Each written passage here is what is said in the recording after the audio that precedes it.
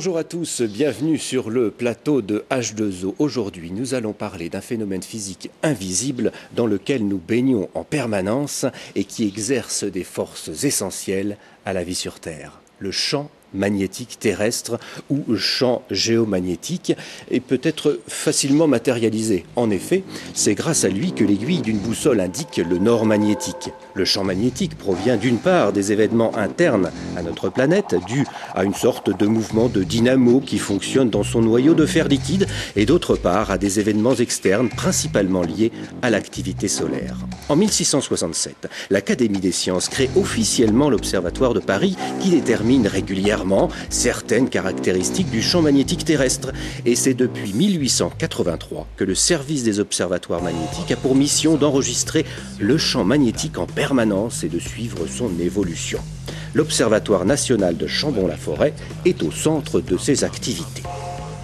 Les oiseaux le font, les abeilles le font, et avec la découverte de la pierre d'aimant, provenant de Magnésie, origine du mot magnétisme, il y a plus de 2200 ans, les humains pourraient aussi inclure le champ magnétique terrestre dans leur vie quotidienne. Bonjour Daniel Foissier, vous êtes chef de station à l'Observatoire magnétique terrestre de Chambon-la-Forêt. Déjà une longue histoire pour ce centre de Chambon. Effectivement, l'Observatoire magnétique de Chambon a ouvert ses portes en 1936, mais il a pris la suite de deux autres observatoires. Le premier a démarré en 1883 en région parisienne à Saint-Maur-des-Fossés. L'industrialisation, en particulier les trams, ce qui est devenu le RER-A, a fait qu'il y avait des courants telluriques, donc des courants telluriques voulant dire courant électrique dans le sol, qui fait que c'était parasité, on ne pouvait plus rester ici. Ça gênait les mesures. Oui, les mesures étaient parasitées. Il a fallu trouver un autre site qu'on a trouvé actuellement le 78 à Valjoyeux, et rebelote en 1935. Eh bien, il a fallu trouver un autre site le plus isolé possible, pas trop loin de Paris, et donc ce site a été déterminé à Chambon-la-Forêt. Et c'est pour ça qu'il est isolé en pleine nature dans la forêt d'Orléans. Effectivement, il faut se protéger des parasites magnétiques qui principalement arrivent par le sol, ces fameux courants telluriques. C'est pour ça qu'en particulier, si on est à proximité d'une voie ferrée ou d'un tram, c'est dramatique. Le métro, n'en parlons pas. L'influence des voitures est moins néfaste parce qu'il n'y a pas cet aspect courant, et en particulier si on est à 500 mètres d'un parking, mais si les véhicules sont un peu dans tous les sens, la perturbation ne se verra pas, même si elle est infinitésimale. On voit en ce moment même à l'écran donc le site de Chambon-la-Forêt avec votre collègue Xavier Lalanne. Alors il enlève les éléments métalliques qu'il porte sur lui pour ne pas gêner les observations. Oui. Eh bien, en fait, ce qu'il va faire, enfin simuler plutôt, c'est faire des mesures absolues du champ magnétique, ce que nous réalisons 3 fois par semaine. On le fait avec un théodolique très spécial à magnétique.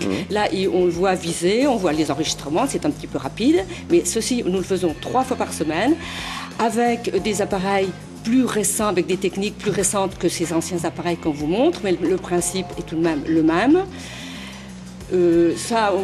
Là, vous voyez des... Et à quoi ça sert de faire un enregistrement continu du champ magnétique terrestre? La raison essentielle, c'est quand même la recherche fondamentale. La connaissance, c'est un paramètre environnemental, donc ça permet, c'est un outil pour connaître l'intérieur de la Terre, mais il y a quand même des applications pratiques.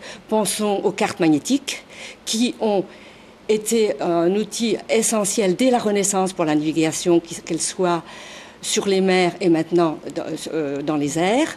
Donc, ça a quand même des retombées, mais c'est quand même une recherche fondamentale, ça fait partie de la connaissance humaine. Oui.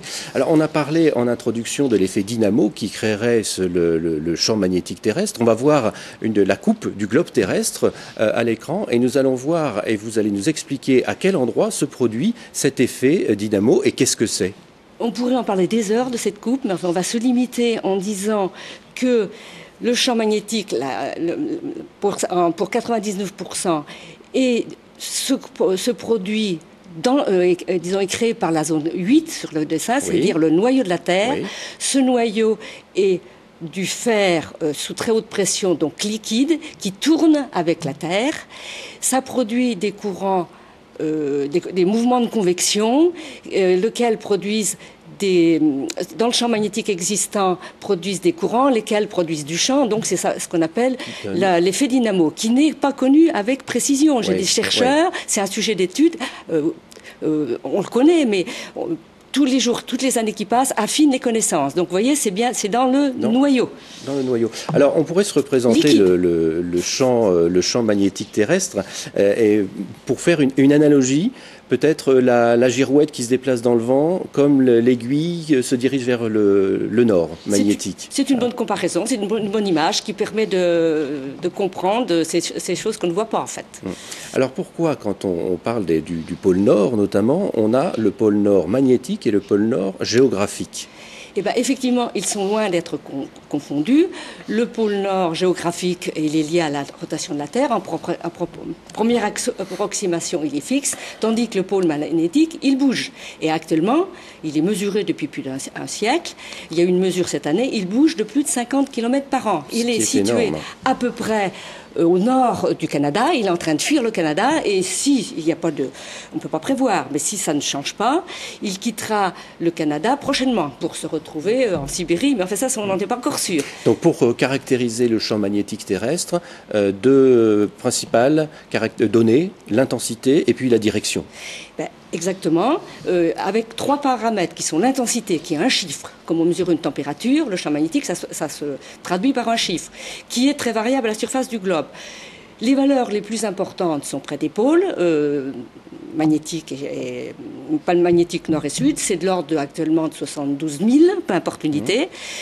Tant qu'aux valeurs les plus faibles, elles sont à peu près à l'équateur magnétique, qu'il ne faut pas confondre avec le géographique, mais les valeurs les plus faibles, qui sont de 23 000, eh ben, elles sont dans l'anomalie de l'Atlantique Sud. Il y a une anomalie qui n'est pas bien comprise, où le champ est particulièrement faible, à hauteur du Brésil, du sud du Brésil. Ces données d'intensité et de direction changent en tout point du globe. Bien sûr, rien n'est fixe dans ce domaine. Donc le champ géomagnétique crée également un bouclier de protection autour de la Terre, que l'on va voir à l'écran, et ce bouclier de protection empêche les particules solaires d'arriver jusqu'à la Terre. Donc là, nous voyons en ce moment, c'est cela, Daniel Foissier. Exactement, les particules, on voit les particules arriver sur le bouclier qui entoure la Terre. Donc c'est comme une onde de choc, les particules sont déviées. Et donc, disons que ceci nous met à l'abri de ces particules qui sont très néfastes, puisqu'elles sont de très haute énergie, rayons cosmiques, et c'est grâce à cela qu'il y a de la vie sur Terre, telle que nous la connaissons. Quand on pense le géomagnétisme, on pense aux oiseaux migrateurs, qui est un effet sur le vivant. Alors, vous avez une anecdote à nous raconter sur des pigeons, pigeons voyageurs, auxquels on aurait greffé une espèce d'aimant. Oui, il suffit de leur mettre, on a fait l'expérience suivante, vous avez un lot témoin de pigeons à qui on ne met rien, et les autres, on leur met une bague magnétique.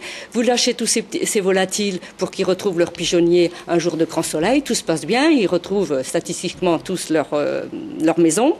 Vous faites la même chose un jour de novembre, pas aujourd'hui, mais enfin un jour très sans soleil. Ceux qui n'ont pas de bague, eh ben, ils sont pas affectés, ils retrouvent leur pigeonnier, tandis que ceux qui ont des bagues, eh ben, ils retrouvent pas. Autrement dit, ils sont déboussolés parce que c'est le cas de le dire. Leur récepteur, il est tout déréglé. Oui. Et en ce qui concerne l'être humain, est-ce qu'on connaît les effets du champ géomagnétique ? Écoutez, s'ils existent, ils sont très discrets et c'est même un des sujets d'étude, mais en tous les cas, on est soumis à des influences bien plus importantes, genre pression, température, qui font que celle-ci, elle est très discrète. Et en première approximation, elle est invisible. Encore en plein sujet d'étude en plus. Exactement. Alors, dernier thème, c'est vrai qui intéresse beaucoup nos téléspectateurs, l'inversion des pôles. Ils sont produits, donc ce sont des périodes allant d'une dizaine de milliers à des millions d'années, avec un intervalle moyen de 250 000 ans environ, et la dernière modification aurait eu lieu il y a 780 000 ans. Alors, comment ça se passe, le cas d'une inversion des pôles ? Eh bien, d'abord, ce domaine, ça s'appelle le paléomagnétisme. J'ai des collègues qui travaillent sur ce sujet-là à Paris. C'est quelque chose de pas bien connu, d'autant plus que on ne sait pas bien comment ça se passe. C'est pas du jour au lendemain que le dipôle nord-sud s'inverse. On doit passer par des états intermédiaires, on ne sait pas le temps que ça prend. Et plus important, actuellement, depuis 150 ans, qu'on mesure le champ magnétique à plein d'endroits sur la Terre. Il décroît régulièrement. S'il continue à décroître à cette cadence, dans 1600 ans, on aurait une inversion. Mais rien n'est moins sûr, parce que, d'après l'étude de la paléo, une inversion sur 10 réussit.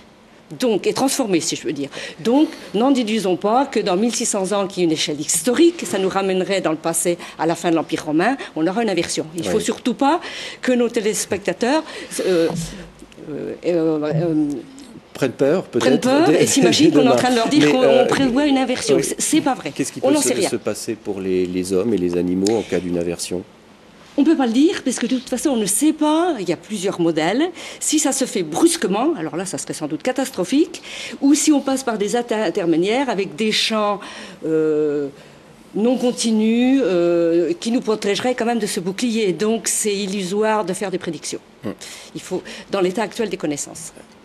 Alors pour en savoir davantage sur le géomagnétisme, vous pouvez accéder à l'adresse internet de l'Institut de physique du globe de Paris. Et donc à votre disposition, elle s'affiche en ce moment même sur votre écran, www.ipgpjussieu.fr.